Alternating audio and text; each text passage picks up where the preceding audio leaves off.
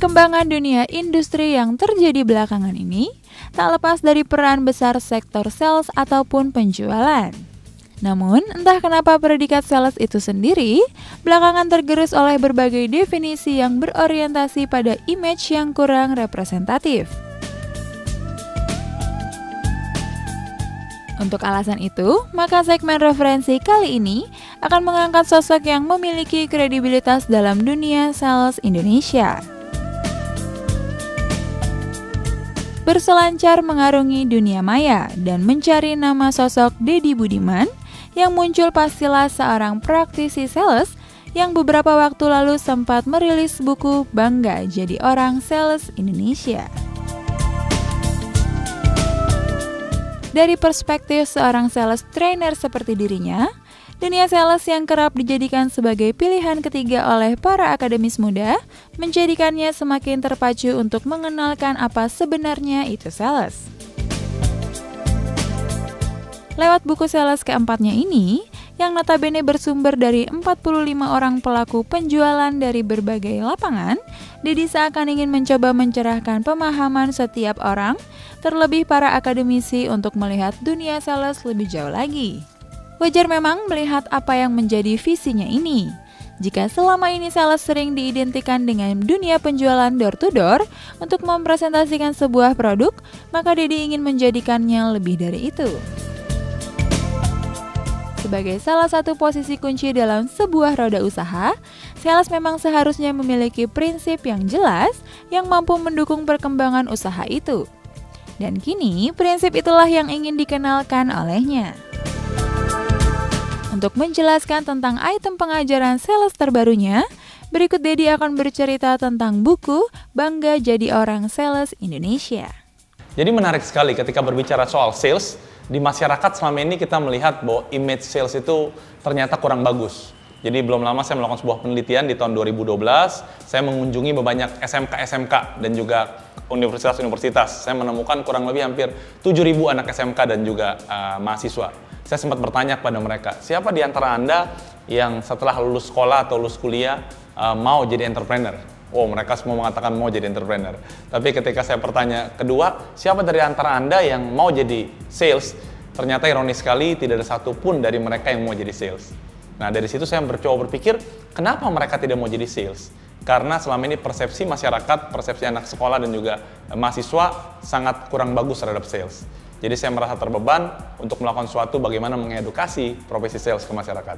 Saya melihat mengedukasi cara gimana. Dengan buku ini, dalam buku Bangga Jadi Orang Sales Indonesia, ini ada 47 penulis. Dan mereka adalah orang yang dari berbagai latar belakang. Jadi yang berprofesi akunting, ada yang berprofesi sebagai dosen. Nah, tapi mereka menyadari bahwa sebenarnya sales itu adalah profesi yang penting. Bahkan ada seorang penulis, sebelumnya beliau adalah seorang akuntan. Akhirnya pindah beralih jadi sales. Karena selama ini banyak orang berpikir sales kan kurang bagus, padahal sales adalah profesi yang penting di perusahaan. Iya, jadi kalau kita lihat covernya di sini kan ada dasi ya. Dasinya itu warnanya merah putih, merah putih. Merah putih ini melambangkan bendera Indonesia. Nah, jadi kita pengen supaya orang-orang sales tuh, mereka orang sales Indonesia bangga dengan profesi mereka. Jadi ada beberapa bab dalam buku ini, ada yang sendiri cerita yang sampai saat ini mereka masih berprofesi sebagai sales. Ada juga yang sudah berhasil. Jadi mereka sudah direktur, jadi entrepreneur, mereka juga cerita. Dan di akhir bab ada juga yang menarik adalah suami istri yang berprofesi sebagai sales dan saling mendukung. Beliau itu dulunya kuliah dan akhirnya memulai merintis karir dari orang sales, yaitu mereka jualan stationery. Nah, suami istri ini saling mendukung ketika membesarkan bisnisnya. Mereka menyadari bahwa sebenarnya apa yang mereka lakukan itu adalah bagian dari penjualan. Nah, jadi orang seringkali pikir bahwa entrepreneur itu apa sih? Sebenarnya entrepreneur rohnya adalah bagaimana mereka memasarkan produk atau menjual produk. Nah, di situ Ibu Yani dan suaminya menceritakan bahwa mereka bangga loh sebagai seorang sales stationery.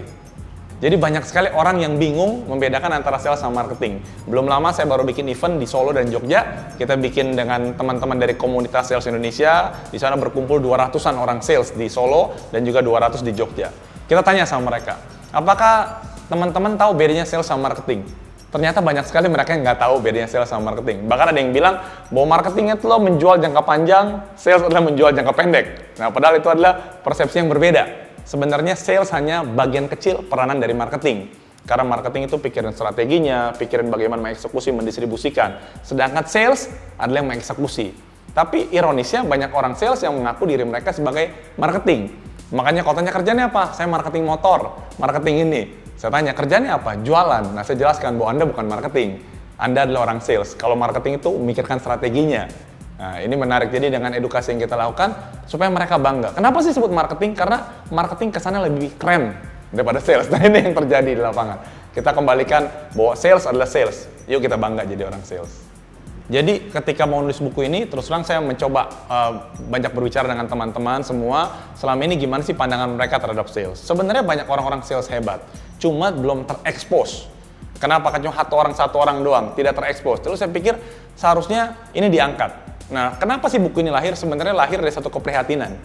Kenapa prihatin? Jadi satu waktu di tahun 2010, saya bawain training, saya ketemu dengan orang-orang sales. Nah, di sana salah satu peserta cerita bahwa dia karena jualan banyak dia berhasil punya ekonomi yang bagus, duit yang banyak.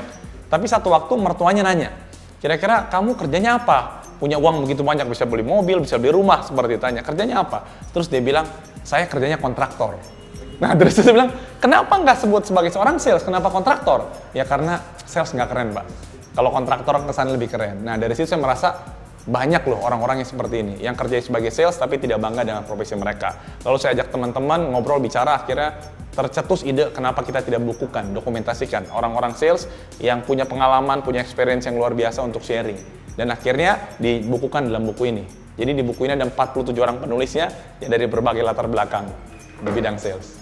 Jadi sebenarnya ini adalah buku pertama di Indonesia, saya nggak tahu di dunia, adalah yang menceritakan tentang profesi sales sendiri. Kenapa perlu diangkat profesi sales? Karena image masyarakat itu tentang profesi sales jelek. Nah, kita mau angkat bahwa sales itu profesi penting. Jadi kalau kita ada satu referensi buku tentang satu buku dari Amerika, mereka menceritakan bahwa hampir 80% miliarder di Amerika yang hasil keringat sendiri itu ternyata berasal dari entrepreneur dan sales. Dan entrepreneur itu kalau kita bedah lagi sebenarnya background-nya banyak yang berasal dari sales. Nah, itu yang penting. Jadi kita mau edukasi. Iya, selain saya sebagai seorang sales trainer, saya juga mempunyai komunitas bersama teman-teman saya. Bukan saya yang punya, sebenarnya adalah bersama teman-teman membuat satu komunitas. Namanya Komisi. Komisi itu adalah suatu singkatan dari Komunitas Sales Indonesia. Komisi ini baru berdiri kurang lebih 1 tahun, jadi tanggal 11 bulan 11 2011 yang lalu kita bikin. Nah, tujuannya apa? Tujuannya ini jadi rumahnya orang sales.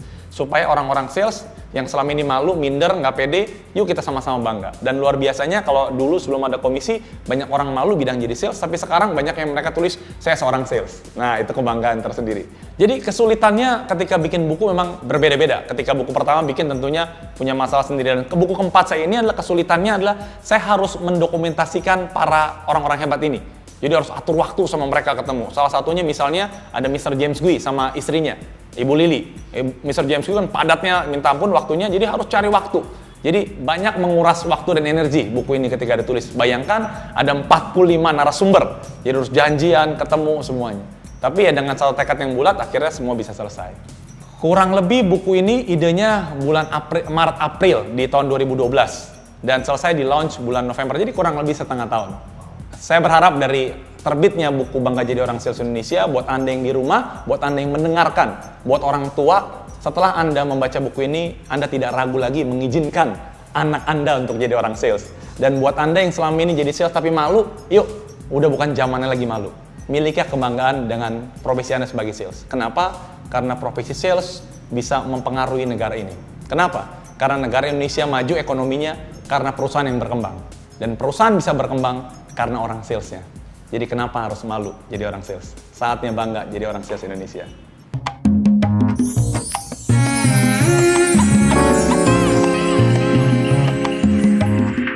Setiap posisi memiliki peran dan fungsinya masing-masing. Berat atau ringan tanggung jawab yang diemban tergantung dari seberapa besar loyalitas dan juga pengetahuan kita di dunia tersebut.